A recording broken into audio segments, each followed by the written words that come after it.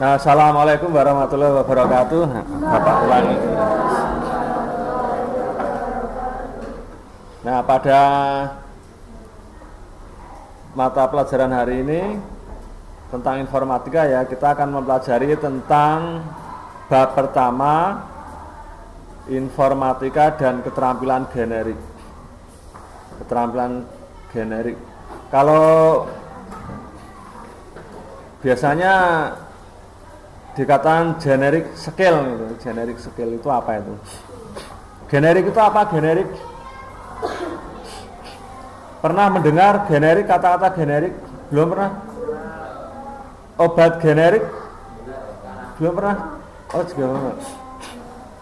Generik itu umum ya, keterampilan umum. Nah, keterampilan umum itu nanti apa saja nanti diterangkan nanti ya. Lanjutnya ini tentang informatikanya.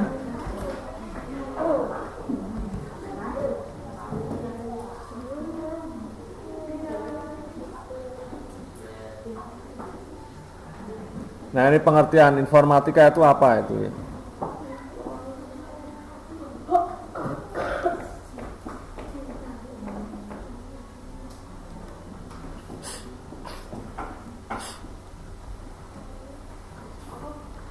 Informatika itu, kalau informatika itu ilmunya ya, ilmunya tentang ilmu yang mempelajari tentang yaitu selok-belok hubungannya dengan komputer ya, hubungannya dengan komputer. Kalau komputer itu ya ada perangkat kerasnya seperti ini ya toh. Ini perangkat keras yang bisa dilihat, bisa dipegang, bisa diraba, bisa dipindah-pindah, itu perangkat keras. Juga ada perangkat lunaknya ya. Perangkat lunaknya itu ya ini di dalamnya ini seperti tulisan, sehingga ini kan pakai PPT ya, pakai PowerPoint. Nah, PowerPoint itu termasuk namanya perangkat lunak. Perangkat lunak Office ya. Perangkat lunak aplikasi Office. Nah, PPT ini perangkat lunak PowerPoint. Ini kalau hasilnya bisa ditayangkan nih lewat LCD proyektor. Tapi perangkatnya itu nggak bisa dipegang ya, karena ada di dalam komputer berupa program ya, berupa program itu.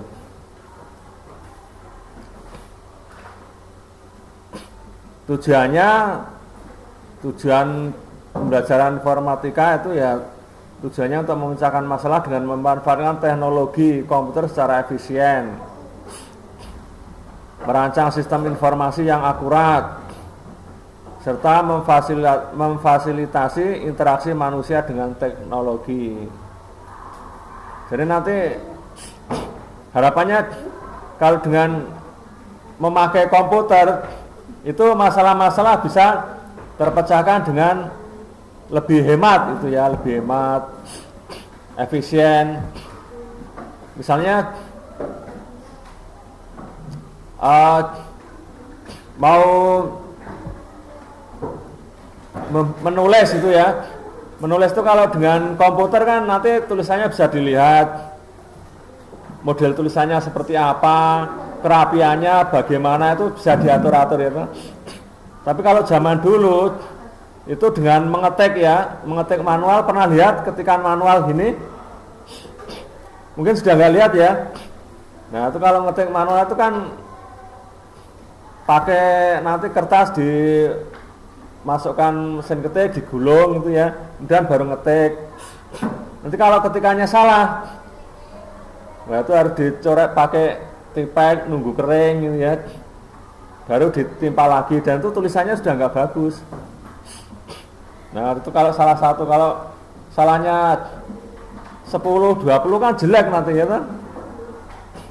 Belum lagi kertas tintanya nanti yang habis tengah jalan misalnya, hitamnya nggak sama, nah itu kan jadi nggak efisien ya, tidak hemat. Kalau seperti ini kan hemat, dilihat, oh ini sudah bagus, tinggal cetak gitu ya. Nah kalau TIK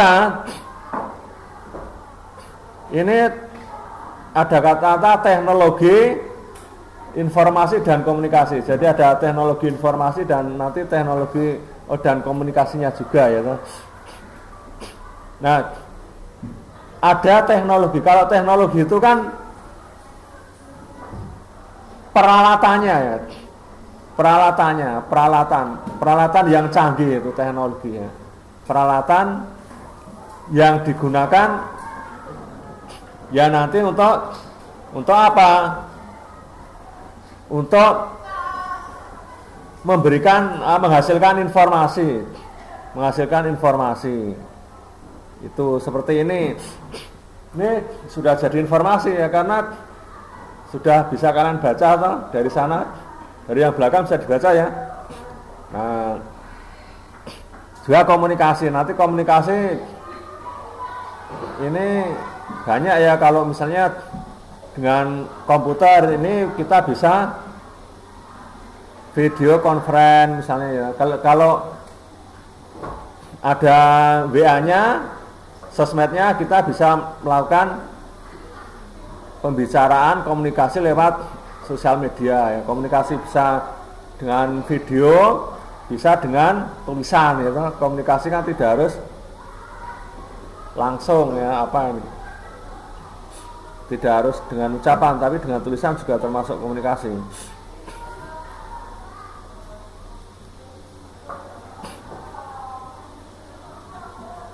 Nah sekarang di zaman modern ini ya sudah terjadi loh ya. Ini tantangan berat bagi kalian. Mengapa berat? Karena zaman yang kalian masih umur muda ini, sebetulnya Bapak kasihan ya, umur muda ini kalian sudah harus dihadapkan dengan perkembangan informatika yang sudah canggih. Nih contohnya ini, adanya AI atau kecerdasan buatan. Nah, ini sudah merambah dari sektor apa aja ya, industri, pertanian, perkebunan, mungkin kelautan, bahkan video, pembuatan konten-konten video, pembuatan apa itu sekarang sudah pakai AI ya. Bahkan kalian jawab soal itu paling juga kalau pakai AI cepat ya toh. Soal rumitnya seperti apa, tinggal minta tolong AI, oh jawabnya seperti ini, caranya seperti ini ya. Cepat ya, canggih, nggak perlu mikir ya toh. Nah nanti yang jadi pertanyaan kita, kalian itu nanti mau kerja di sektor apa itu ya. Kalau apa-apa sudah pakai, nanti salah satunya pakai AI itu. Kalau dulu mungkin pelajaran apa itu bahasa Indonesia, membuat puisi itu ya, kalian mikir tuh baris pertama apa, kedua apa, ketiga apa, keempat. 1 jam pelajaran mungkin baru dapat 1 puisi itu. Nah sekarang dengan adanya AI itu, buatkan saya 10 puisi tentang cinta alam. Nah, udah langsung jerat, nggak sampai 5 menit muncul 10, tinggal menyalin ya. Udah nggak pakai mikir ya. Nah itu AI itu. Terus perkembangan selanjutnya adalah Internet of Things, IoT.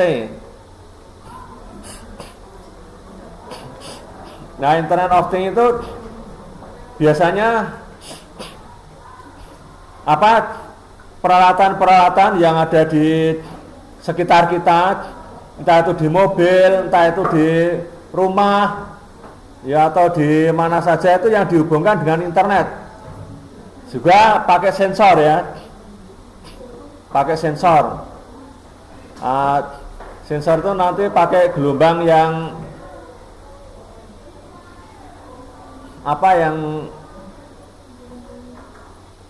gelombangnya yang tinggi ya, yang tinggi. Itu kalau kita ini ngomong-ngomongnya kalian mendengar itu pakai yang gelombang yang rendah itu ya, yang rendah. Tapi kalau yang tinggi itu nggak dengar, tapi nanti sensor itu bisa mendeteksi gitu ya. Nanti kita contohkan. Ada keamanan cyber. Ya sekarang apa-apa serba cyber. Sekarang ini SIM itu cukup dimasukkan di HP ya. Nah nanti kalau cegat polisi itu tunjukkan SIM yang ada di aplikasi di HP itu. Jadi nggak perlu bawa kartu SIM yang itu ya. Yang seperti ini itu nggak perlu bawa. Tinggal masukkan di HP, di aplikasi, nanti kalau ditanyakan polisi, ini Pak SIM saya. Lewat HP, nggak usah nunjukkan, nggak usah buka dompet ya. Nah, mau bayar apa? Bayar listrik. Dah pakai internet ya toh, pakai aplikasi internet, PLN mobile apa Shopee bisa, Tokopedia bisa itu. Bayar token listrik, bayar token HP juga gitu. Nah, yang penting adanya kemajuan itu keamanan juga harus dijamin itu, keamanan dijamin. Maka biasanya kalau ada akun-akun, misalnya akun perbankan atau apa itu selalu dimintai biasanya password namanya OTP. OTP itu apa? Pernah dengar? Belum ya? OTP itu one time password. Jadi password hanya digunakan satu kali. Satu kali pun itu mungkin hanya nggak sampai 1 menit, itu nanti sudah hilang.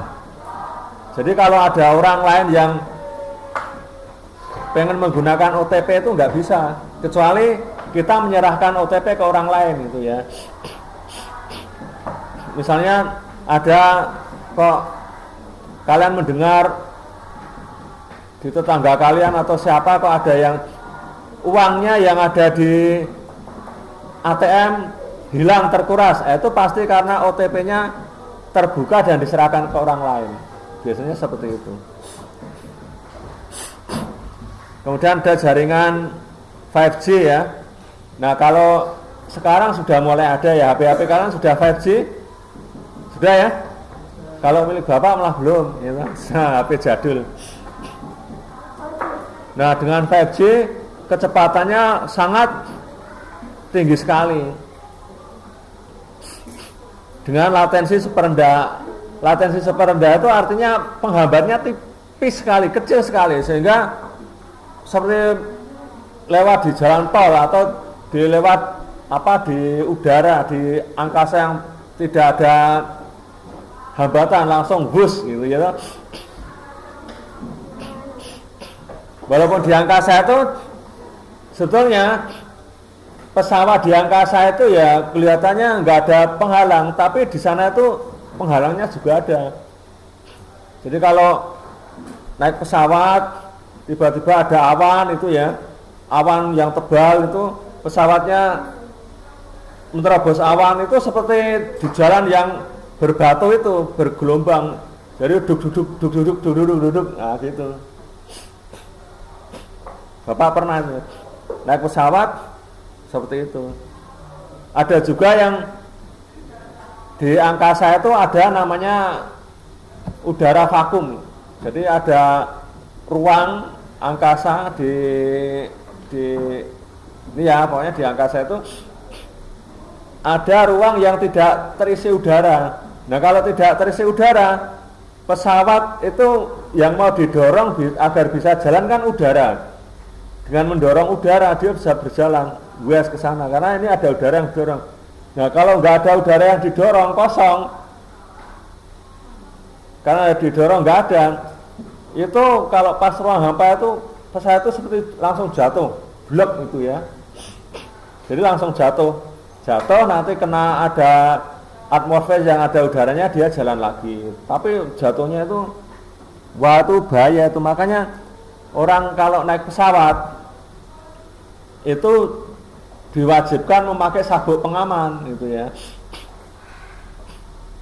Karena apa? Kalau pas nanti melewati hampa udara ini ya, hampa udara itu udara kosong, itu nanti tiba-tiba pesawat jatuh. Nah sementara kita itu kan duduk di kursi ya. Kita itu kalau pesawatnya jauh blek itu kita itu tertinggal ini nih. Tertinggal nanti jeduk tuh ya. Atasnya itu bisa fatal itu. Bisa pesawatnya yang rusak atau kepala kita yang bocor ini ya. Ya. Nah itu.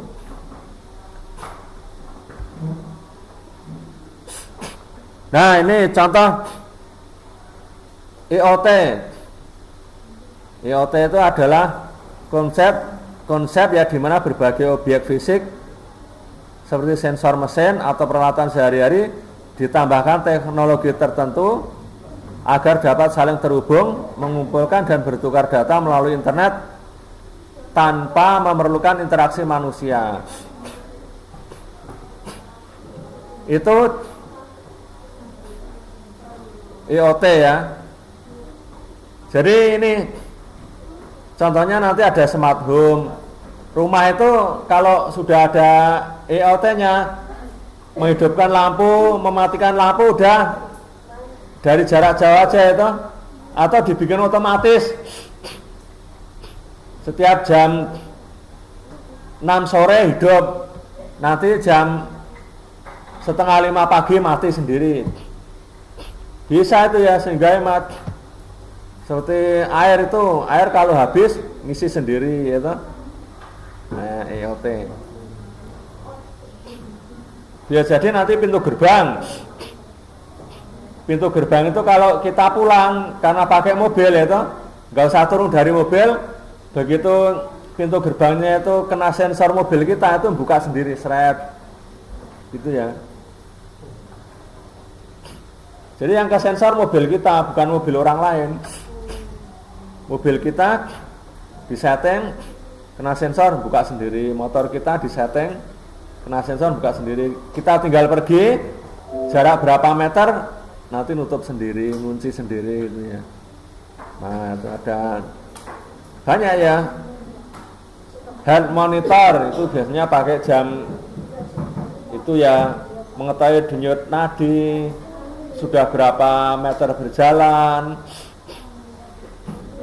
sudah berapa kalori yang terbuang gitu. Itu banyak ini. Kayak smart itu. Ada pabrik, ada toko, ada transport, ada kota, smart city kota itu juga itu ya. Bisa nanti ya. Jadi di kota itu lampunya dibuat otomatis. Terus apa mungkin trafiknya dibuat otomatis, atau jalannya nanti ada sensor kecepatan itu ya. Wah ini kalau ada yang terlalu tinggi nanti langsung memberi peringatan perjalanan Anda melebihi batas kecepatan misalnya itu. Kalau kalian di Gamping ke selatan itu ada itu ya, tulisannya kecepatan Anda 80 km per jam. Nah, itu jadi langsung ke sensor di besar itu ya. Nah, itu contoh IoT smart home.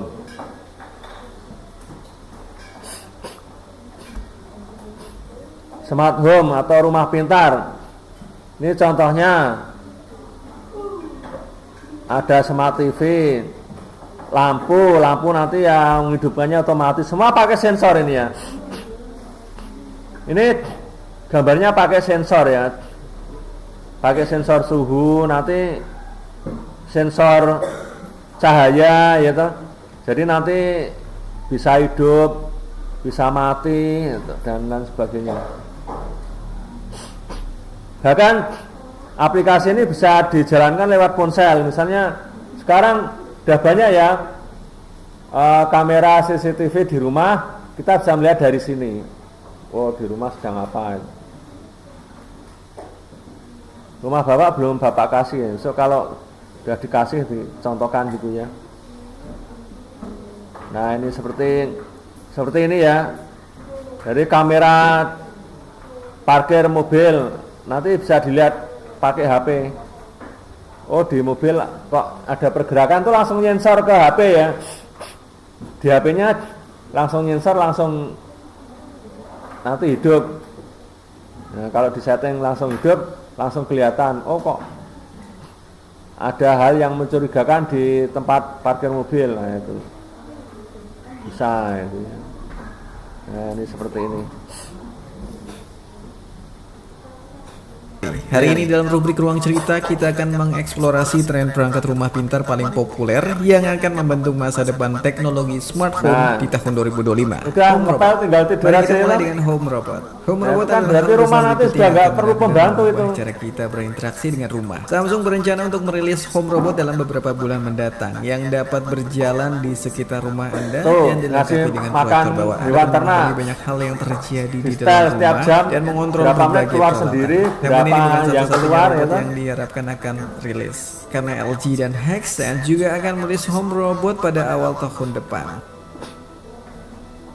Smart retro gadget. Smart home tidak berarti rumah Anda harus terlalu futuristik untuk selera Anda.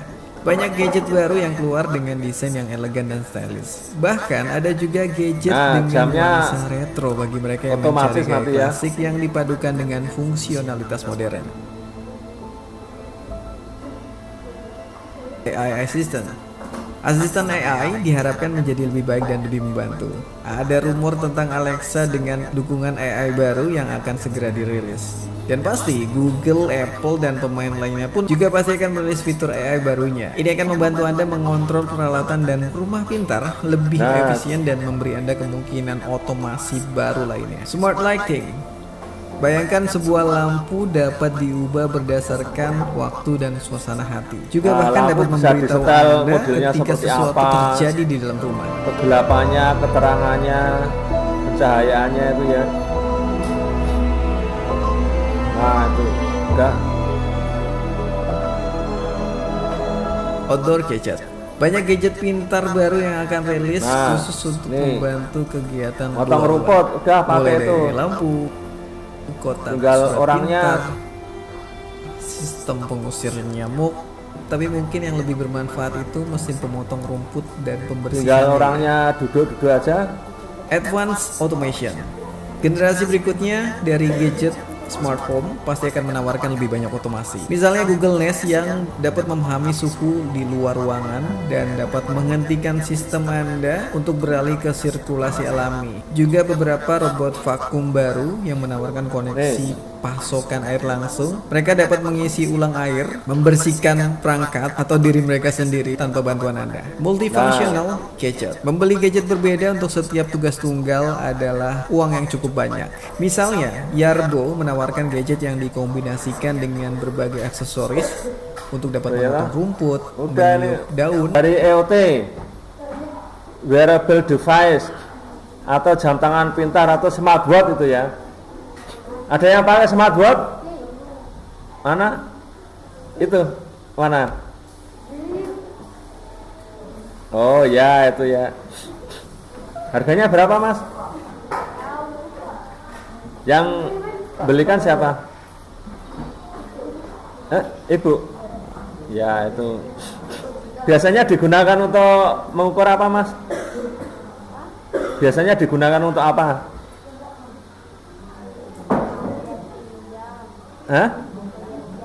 Lihat jam, terus detak jantung.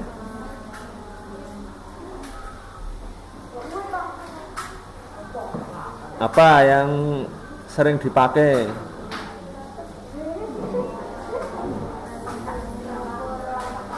Ya, nah itu ya, itu smart watch ini ya. Ini bisa ini gambarnya kan ada untuk ukur detak jantung ya toh, ini nadinya berapa, terus langkah kaki ya toh, kemudian waktu ya toh. Nah itu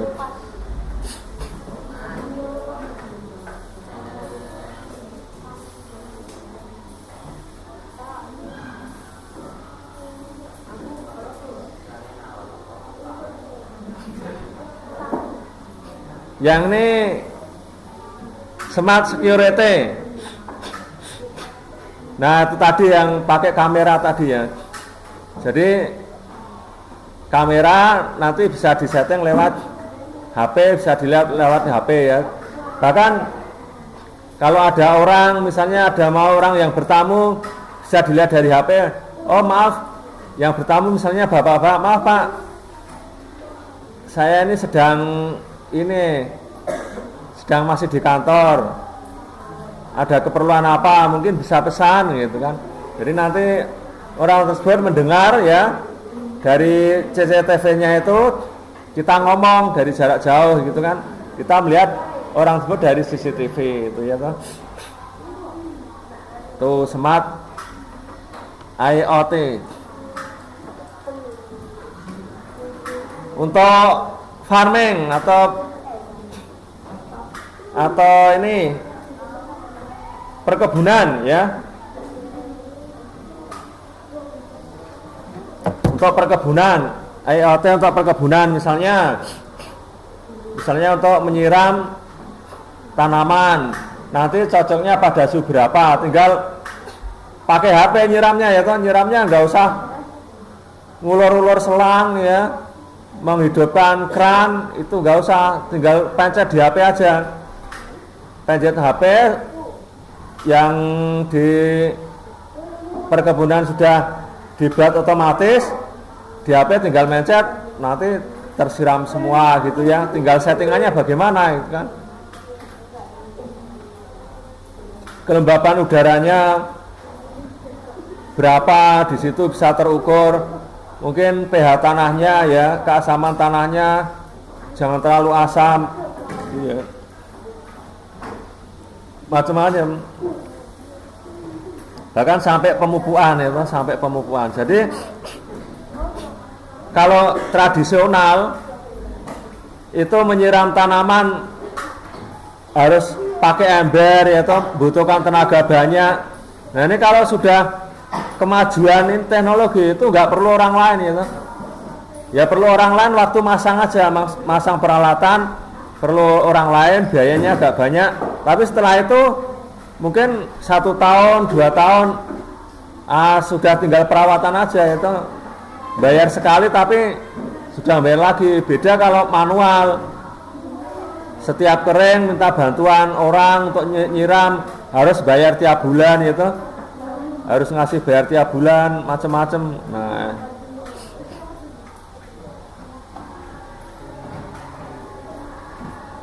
jadi kurang efektif.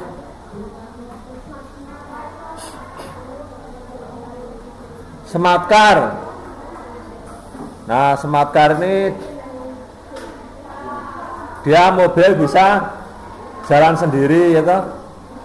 Sudah sering lihat ya di YouTube ya, mobil tanpa sopir jalan sendiri itu ya. Kalau zaman dulu kan, kalau kita lihat, wah mobil kok jalan sendiri tanpa sopir, wah kira-kira ada hantunya ya toh. Wah berarti ada hantunya itu, mobil angker itu ya toh, jalan sendiri. Oh ternyata sekarang enggak, ternyata pakai sensor, karena pakai sensor itu tadi.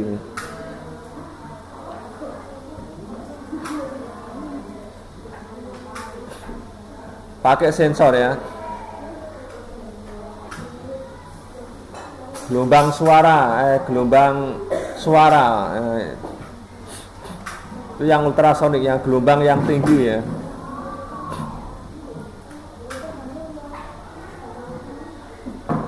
Bapak pernah lihat di YouTube itu ya, mobil itu karena nyopir sendiri, itu tiba-tiba mobilnya itu langsung belok mendadak, tapi langsung berhenti, belok seret langsung berhenti.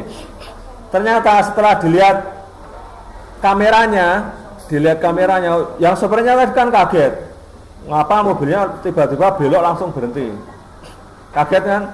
Setelah dilihat dari kameranya, ternyata waktu mobil itu berjalan seperti ini ya, berjalan gini. Nah, tiba-tiba itu ada orang yang jatuh dari kendaraan, naik motor itu jatuh. Nah, naik motor itu dari samping ini jatuh. Kalau mungkin tidak ada sensor, ya mungkin bisa langsung keterlindas itu ya. Tapi karena ada sensor, langsung belok seret, langsung berhenti. Jadi orangnya selamat gitu. Ada juga Volvo itu truk yang tronton tuh ya, Bapak lihat tuh di luar negeri, YouTube di luar negeri, itu tiba-tiba itu ada anak kecil yang nyabrang itu loh. Bayangkan itu truk kok tiba-tiba ada anak kecil yang nyabrang, tapi truknya gimana, langsung berhenti seret gitu ya, seret, remnya pakem. Karena apa? Di sana ada namanya sensor pengereman, sensor tabrak, namanya sensor tabrak. Jadi kalau ada sesuatu yang membahayakan itu ya, atau mau tertabrak, dia langsung berhenti, truk itu langsung berhenti. Nah, sekarang itu yang mobil-mobil canggih itu, mengapa mobil itu sekarang mahal? Itu salah satunya karena ada sensor-sensor seperti itu. Jadi ada sensor tabrak, sensor kiri kanan belakang itu ya. Nah itu. Nah sekarang sudah keterampilan generik ya.